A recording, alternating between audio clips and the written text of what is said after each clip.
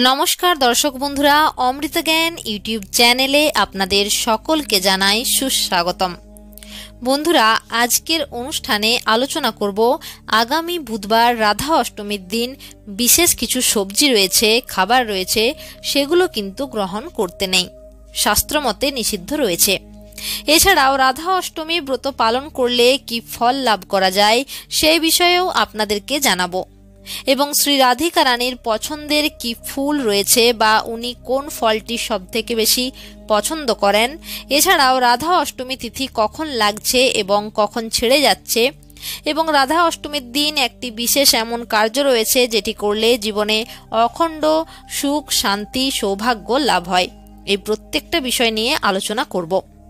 দেখুন, ব্রহ্মবৈবর্ত পুরাণে উল্লেখিত রয়েছে যারা জন্মাষ্টমী ব্রত পালন করেন তাদেরকে অতি অবশ্যই রাধা অষ্টমী ব্রত পালন করতে হয়। একই সঙ্গে এটিও বলা রয়েছে শাস্ত্রে একবার রাধা অষ্টমী ব্রত পালনের সুফল হলো 1,00,000 একাদশীর সমান।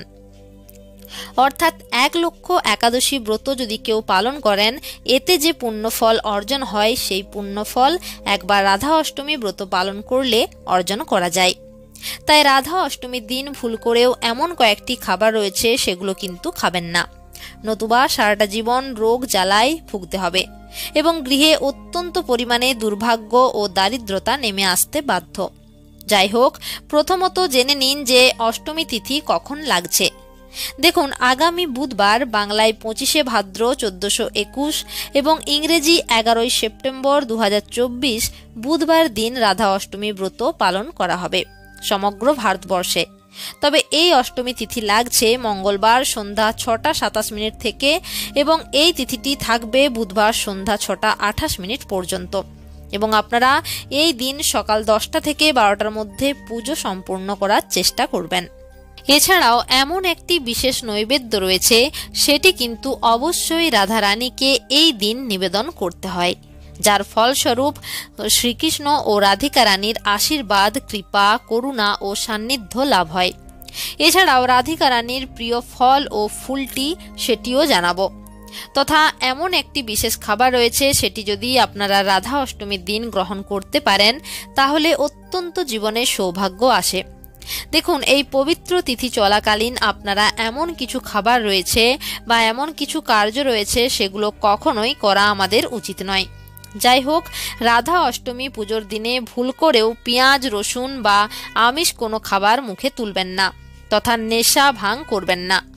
একই সঙ্গে রাধা অষ্টমীর দিন মাশরুম গ্রহণ করবেন না, কারণ শাস্ত্রমতে মুসুর ডাল এবং মাশরুম তামসিক আহারের মধ্যে পড়ে।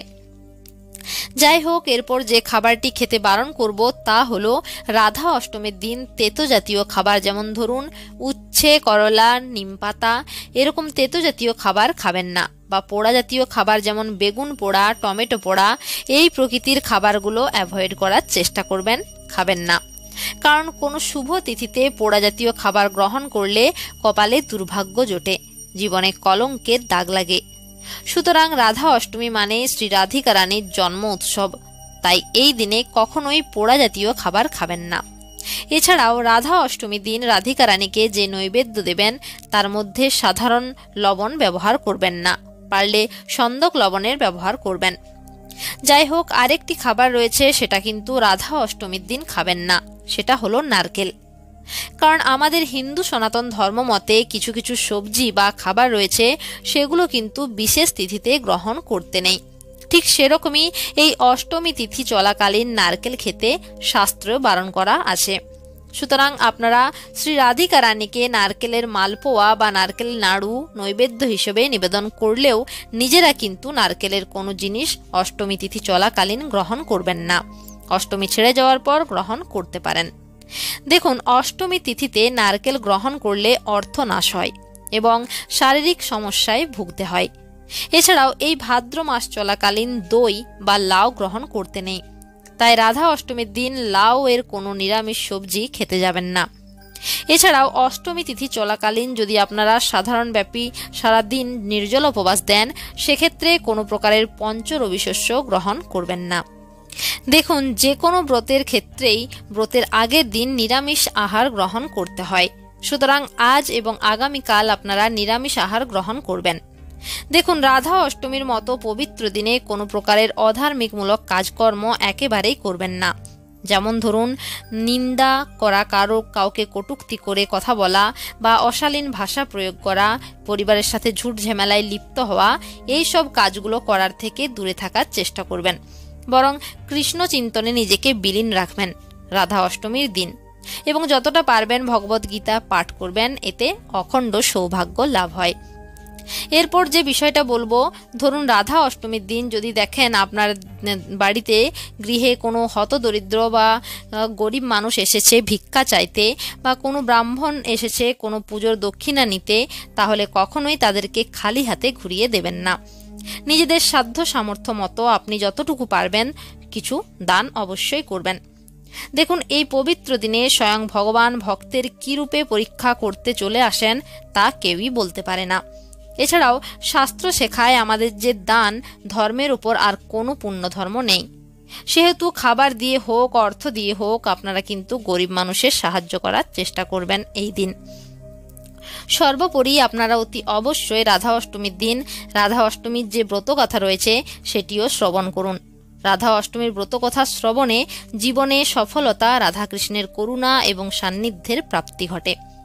এছাড়াও শ্রী রাধিকা রানীর সবথেকে প্রিয় ফুল এবং ফল হলো কাঠগোলাপ এবং আতাফল। তাই যদি সম্ভব হয় তাহলে এই ফুল এবং ফল রাধিকা রানীকে নিবেদন করার চেষ্টা করবেন, ইনি এতে বেজায় খুশি হন। এছাড়াও রাধিকা রানী অত্যন্ত সুগন্ধি ফুল পছন্দ করেন, তাই আপনারা সাদা ফুল, হলুদ ফুল নিবেদন করতে পারেন রাধিকা রানীর উদ্দেশ্যে, তথা পদ্ম ফুলও আপনারা নিবেদন করতে পারেন। সুপ্রিয় বন্ধুরা, আশা করছি রাধা অষ্টমী বিষয়ক অনেকগুলো তথ্য আপনাদেরকে আমি তুলে ধরতে পেরেছি। আবারও দেখা হবে এরকমই কোনো একটি ধার্মিক সংক্রান্ত ভিডিওর সাথে। তাই আপনারা সবাই ভালো থাকুন, সুস্থ থাকুন, ঈশ্বরের কাছে এই কামনা করি। নমস্কার, ধন্যবাদ।